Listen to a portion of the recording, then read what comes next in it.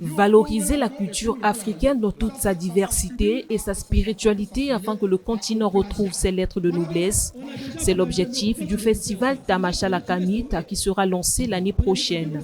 Moi, enfant du monde Mbemba, est fier. Je remplis mon âme des merveilles du Mayombe et de la forêt équatoriale, poumon du monde. Le festival Tamashala Kamit met en lumière à travers différentes tables rondes les danses folkloriques, les jeux typiquement africains et la spiritualité du continent. Le jeu qu'on appelle Ngimfumu, là où il y a les ballons, c'est un jeu qui parle un peu de la famille. Et lorsque nous regardons notre société, c'est une famille. Vous voyez quoi, le Congo, l'Afrique, la planète, tous ceux qui habitent, il y a la grande famille. Mais pour orienter, il faut qu'il y ait des gens qui doivent diriger, qui doivent être à la tête de chaque famille. C'est pourquoi les ballons symbolisent le pouvoir. Vous voyez que le pouvoir de gérer, c'est un pouvoir.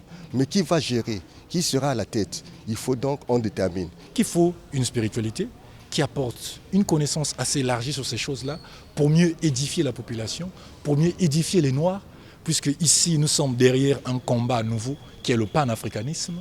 Ces activités préparatoires à la première édition de ce festival qui se déroulera en 2024 est d'une grande importance pour le promoteur de cette initiative panafricaine. Swahili et Kamit nous renvoie au noir, donc la traduction littérale c'est simplement festival des Noirs. Mais de manière générale, c'est le festival des arts, de la culture et de la spiritualité des peuples afro.